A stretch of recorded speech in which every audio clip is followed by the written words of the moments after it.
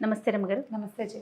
రమగారు, సాధారణంగా మనం అనుకుంటూ ఉంటాం, పలానా మంత్రం చదివితే ఏదో జరుగుతుంది, బాగా చదువు రావాలి, ఈ మంత్రాన్ని పఠించాలి, లేకుంటే అప్పులు బాధలు తీరాలి, పలానాది చేయాలి, పిల్లలు పుట్టాలి, ఒక ఆలయానికి వెళ్ళాలి, ఇల్లు కట్టుకోవాలి. ముఖ్యంగా ప్రతి ఒక్కరూ అనుకునేది సొంత ఇల్లు ఫస్ట్ కదండి. సొంత ఇల్లు కట్టుకోవాలి, పలానా ఆలయాన్ని దర్శించాలి, ఇలా అనుకుంటూ ఉంటాం కదా. వీటికి సంబంధించి ఈ ఆలయానికి వెళ్తే సొంత ఇంటి కళ ఖచ్చితంగా నెరవేరుతుంది అనేలాంటి ఆలయాలు మీ దృష్టిలో ఏమైనా ఉన్నాయా? భూమి ఎవరికి సొంతం? భగవంతుడిది. అంతేగా. దశావతారాల్లో ఒక స్వరూపంలో స్వామి సముద్రంలో బురదలో కూరుకుపోయి ఉన్న భూమిని ఉద్ధరించాడు. ఆయనది భూమి. ఆయన ఆశ్రయిస్తే భూమి లభిస్తుంది. ఉద్ధరించాడు. కొండల మీద మనకి పెద్ద ఆయన కొలువై ఉన్నాడు, కలియుగ దైవం వెంకటేశ్వర స్వామి. అవును. ఆయనకి ఆ స్థలాన్ని ఇచ్చింది ఎవరు? ఈ కొండని ఎవరిచ్చారు ఆయనకి? ఆయన ఎక్కడి నుంచో వైకుంఠం నుంచి దిగొచ్చాడు. ఆయన తాలూకు స్వరూపమే అయినప్పటికీ ఒక స్వరూపంలో భూమిని కైవసం చేసుకున్నటువంటి వరాహస్వామి శ్రీనివాసుడికి ఆశ్రయం ఇచ్చాడు. ఇక్కడ ఉండు ఈ కొండ మీద అని. ఆ కొండ ఆయనది. భూమి మీద ఉండటానికి జాగా ఇవ్వమని అడిగి, వరాహస్వామిది చిన్న దేవాలయం, వెంకటేశ్వర స్వామిది పెద్ద దేవాలయం. అంత పెద్దవాడు. ఆయన చిన్న స్వరూపంలో ఉన్నాడు. వరాహస్వామిని భగవంతుడే ఆశ్రయించాడు భూమి కోసం. మనం ఆశ్రయిస్తే పని జరగదా? వరాహస్వామిని ఆశ్రయిస్తే మనకి భూమి లభిస్తుంది. కొన్నాళ్ళ క్రితం బెంగళూరు నుంచి మైసూరు వెళ్ళే దారిలో కొంచెం డైవర్షన్, కాస్త డివియేషన్లో కళ్ళహళ్ళి అని ఒక ప్రాంతం ఉంది. ఆదివరాహస్వామి క్షేత్రం. చాలా పెద్ద 18 అడుగుల విగ్రహం ఉంది అక్కడ. ఎప్పటి నుంచో అది చూడాలని నా కోరిక. అక్కడికి వెళ్ళిన వాళ్ళకి సొంత ఇంటి కళ 100% నెరవేరుతుంది. భూ సంబంధమైన వ్యవహారాలు ఇరుక్కుపోయి వీళ్ళకి రావాల్సిన భూమి ఇబ్బందులు పడే వారికి అవన్నీ సిద్ధిస్తాయి. అయితే మొన్న మేము మైసూర్ ట్రిప్ వెళ్ళాం కదా. ఈ ట్రిప్లో అది చూద్దాం అనుకున్నా. మేము మైసూరే వెళ్ళటం వల్ల దీనికి 175 కిలోమీటర్లు ఉంది మైసూర్ నుంచి కళహళ్ళి. చూడలేమనుకున్నాం. మేము రమా శాండిల్ గారిని అడిగితే అది ఈ ట్రిప్లో కుదరదు, మీరు ముందే చెప్పొద్దా నాకు, బెంగళూరు నుంచి వెళ్ళమనేదాన్ని, అప్పుడు చూసేవారు అన్నారు. కానీ మేము టికెట్లు అయితే బుక్ చేసేసుకున్నాం కదా. ఈసారికి చాలా దిగులు పుట్టింది నాకు. ఒక రోజంతా దానికోసం పెట్టుకుందామని బతిమలాడాను నేను మా వాళ్ళని. డే వేస్టే కాదు, ఇంత పెద్ద ప్రయాణం కదా, 4 గంటలు పట్టేస్తుంది. దాంతో డిస్కరేజ్ చేసేశారు. నేను పరకాల స్వామివారి మఠంలోకి వెళ్ళానా, అక్కడున్న హైగిరి స్వామిని చూసి వరాహస్వామిని సంతోషించేశాను. కాదు, అక్కడ నన్ను కరుణించలేదు అనుకున్నా. అవలేదు. అక్కడి నుంచి రెండో రోజున మైసూర్ ప్యాలెస్లోకి వెళ్తే అక్కడ ఆదివరాహస్వామి క్షేత్రం దేవాలయం ఉంది. అవును. అక్కడ ఆదివరాహస్వామి ఎంత సంతోషించాను. పోనీలే, కళ్ళహళ్ళి చూడలేకపోతే ఇది చూడనిచ్చాడు ఈయన, బంగారు కొండ దయ ఉంచాడు నా మీద అనుకున్నా నేను. అయితే సాయంకాలం మేము శ్రీరంగపట్నం వెళ్ళినప్పుడు శ్రీరంగపట్నం దేవాలయంలో ఒక ఫ్యామిలీ కనిపించారు. వాళ్ళు మమ్మల్ని పలకరించారు. బెంగళూరు నుంచో ఎక్కడి నుంచో బయలుదేరాము, ఈ ట్రిప్ మొత్తం తిరుగుతున్నాము ట్రిప్పు అన్నారు. ఎక్కడెక్కడికి వెళ్ళారు అంటే నేనేదో చెప్పి ఇది చూసాం అది చూసాను. అమ్మ వరాహస్వామిని చూడలేదా అన్నారు. అది దూరం కదా అన్న. అంటే వాళ్ళ అబ్బాయి దూరం ఎందుకైందమ్మా, మేము వెళ్ళాంగా, 1.5 గంట ఇక్కడి నుంచి మైసూరు నుంచి మేము వెళ్ళొచ్చాం. పెద్ద స్వామి చాలా బాగున్నాడు చూడండి అమ్మా అన్నారు. ఇక నేను మా వారిని పీడిచ్చేసాను. వీళ్ళు చెప్పారంటే నీ మొహం మనం చూసాము, అది 175 ఉంది. రమగారు చెప్పారు నాకు, రమా శాండిల్ గారు క్లియర్గా చెప్పారు, అది మైసూరు నుంచి దూరము, నీ రూట్ కాదమ్మా అని. ఇక నాకు పీకేస్తుంది. అక్కడి నుంచి రవి గారిని మేము గూగుల్ చేసి చూస్తున్నాం. అదే కదా చేస్తే ఒక 54 కిలోమీటర్ల దూరంలో కళ్ళహళ్ళి చూపిస్తుంది. కాదు, నా దాంట్లో 175 ఉందన్నారు. ఇద్దరం కాసేపు వాదులాడుకున్నాం. ట్యాక్సీ డ్రైవర్తో భూవరాహస్వామి వెళ్దాము అన్నాడు. ఎంత ఉందంటే ఒక 55 గంటన్నర పడుతుంది హార్డ్లీ. రోడ్డు బాగుంటుంది, ఇన్ఫోసిస్ రోడ్ అంటాడు. ఈయనేమో ఆ రూట్లో ఇన్ఫోసిస్ ఎట్లా ఉంటుంది, బెంగళూరు రూట్లో లేదు, మైసూర్లో ఉంది ఇన్ఫోసిస్. వాదులు ఆడుకున్నాం. ఈ లోపల మేము వెళ్ళిన హోటల్ ఆయన్ని అడిగితే అతనేమో భూవరాహస్వామి, వెళ్ళొచ్చండి, రేపు మార్నింగ్ కార్ తీస్తాము అన్నాడు. కార్ పెట్టేస్తా, మీరు పొద్దునే వెళ్ళొచ్చండి అంటే ఒక భూవరాహస్వామి మహాభక్తుడే ఒక ఆయన మాకు డ్రైవర్గా వచ్చాడు. అతనే మమ్మల్ని నంజనగూడు కూడా తీసుకెళ్ళాడు. వాడు చాలా భక్తుడు అతను. హిందీ చక్కగా ధారాళంగా మాట్లాడుతున్నాడు. మళ్ళీ తెల్లవారు యథాప్రకారం పొద్దున్నే బయలుదేరాం. వెళ్ళాం ఈయన అంటూనే ఉన్నారు. మొత్తం చామంతి తోటలు. ఇన్ఫోసిస్ ఉంది కదా మైసూర్లో, దాని వెనక రోడ్ల నుంచి వెళ్ళాం. వచ్చేటప్పుడు ముందు ఇన్ఫోసిస్ గేట్లు చూస్తూ వచ్చాం. హసన్ రోడ్డు ఇది. వెళ్ళాం. అదేంటంటే ఇది మట్టి పూజ, ఇటుక పూజ చేస్తారు అక్కడ అని చెప్పాడు అతను మాకు. ఈ స్వామివారికి దగ్గర అక్కడ మట్టిని పూజించి ఇస్తారు. ఆ మట్టిని మనం ఇంటికి తెచ్చి పూజించుకుంటే పూజలో ఉంచుకోవాలి. మనం ఇల్లు కట్టుకునేటప్పుడు ఆ మట్టిని కూడా పోయించుకోవచ్చు. మనకి ఇల్లు ఖచ్చితంగా లభిస్తుంది. ఇటుకలు కూడా మనకి పూజలో దేవుడి దగ్గర పెట్టి ఇస్తారు. మనకు తప్పకుండా ఇల్లు సిద్ధిస్తుందమ్మా. చాలా పవర్ఫుల్ దేవుడు. అరగంట సేపు చెప్పాడు ఆయన. హిందీలో, కన్నడలో కలిపికొట్టరా కావేటి రంగా టైప్లో చెప్పేశాడు. వినేసాం. రోడ్ చాలా బాగుంది. అన్ని చామంతి పూల తోటలు దారంతా. బాగా ఆనందించాం. దగ్గరికి వెళ్తే పెద్ద పెద్ద గ్రానైట్ రాళ్ళు, పాల ఇవి ఉంటాయి కదా, మార్బుల్ స్టోన్స్. ఏమిటి ఈ స్టోన్స్ అన్నీ తెచ్చి ఇక్కడ పెట్టారు, ఇవి కూడా అదే పూజలో పెట్టుకుంటారా, ఇవి ఎట్ట పట్టుకెళ్తారు అనుకున్నాం. మాకు అర్థం కాల. 1000-1500 కార్లు ఉన్నాయి కొనుక్కెళ్తానికండి.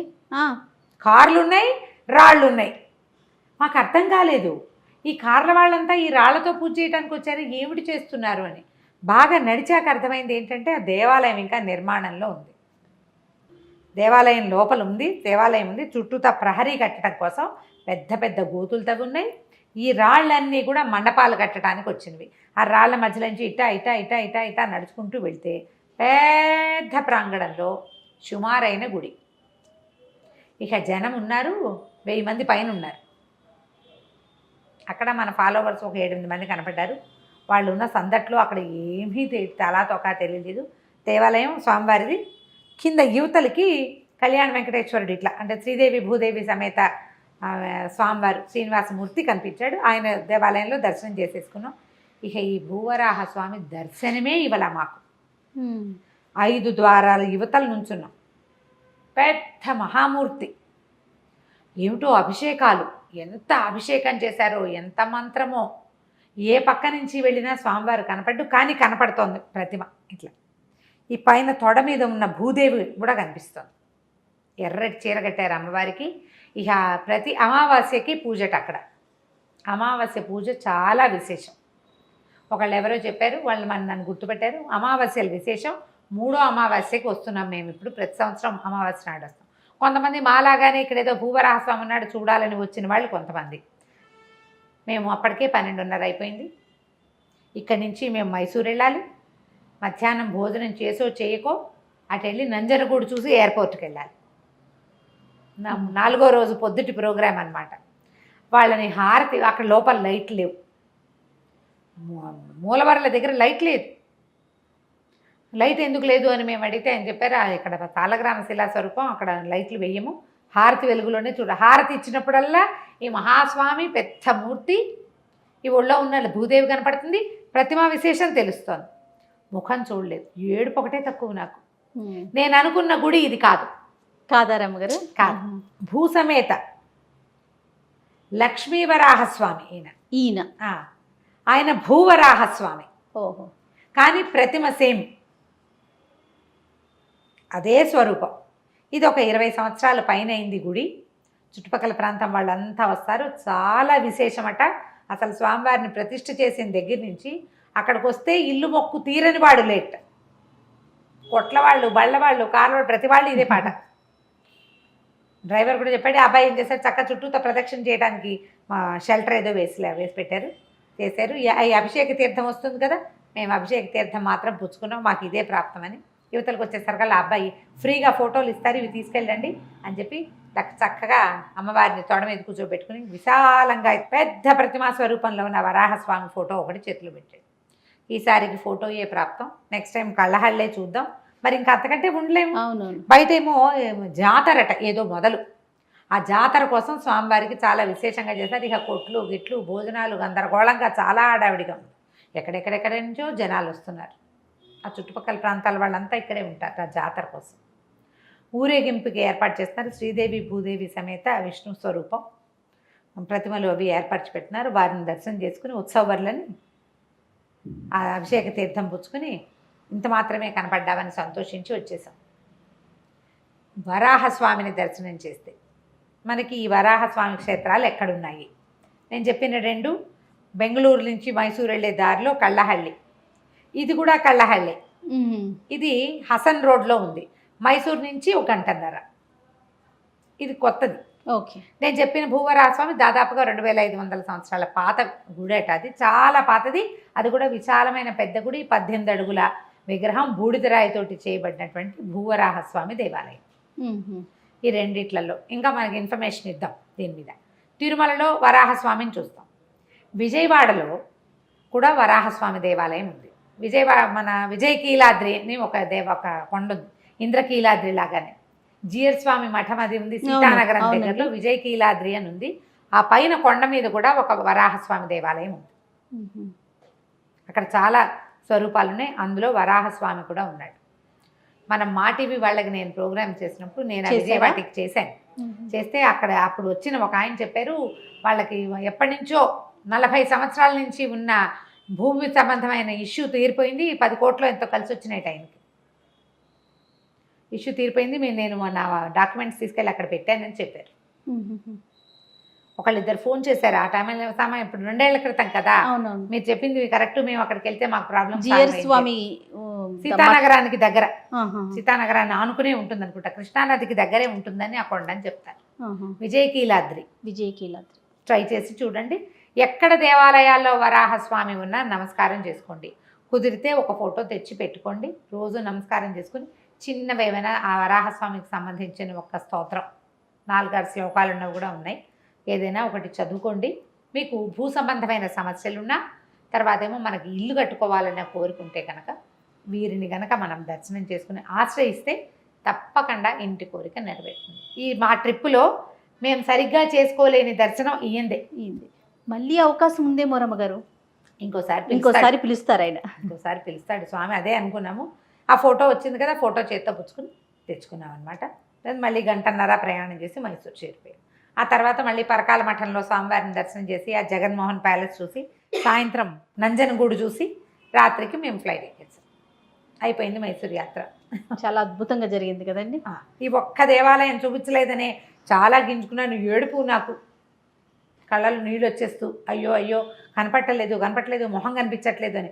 ముఖ దర్శనం కాకపోతే సంతోషంగా కనపడుతున్నాడు, ప్రతిమ తెలుస్తోంది. మనుషులను తోసుకెళ్ళడానికి వీలేదు. లైన్గా అంతా 5 ద్వారాల నిండా మనుషులే ఉన్నారు. అదేలేండి. మేమేమో చివరి నుంచున్నాం. చాలా సంతోషం రమ్మగారు. ఎవరైతే మైసూర్లో చూడని ఆలయాల గురించి చెప్పారో ఖచ్చితంగా ఆలయాలు దర్శనం జరగాలి. కళ్ళకు కట్టినట్టు చెప్పారనమాట. వెళ్ళిపోవాలి అనిపించేస్తుంది నాకైతే. అంటే నేను ఎలా చూశానో అలా చెప్పేశారు. నమస్తే.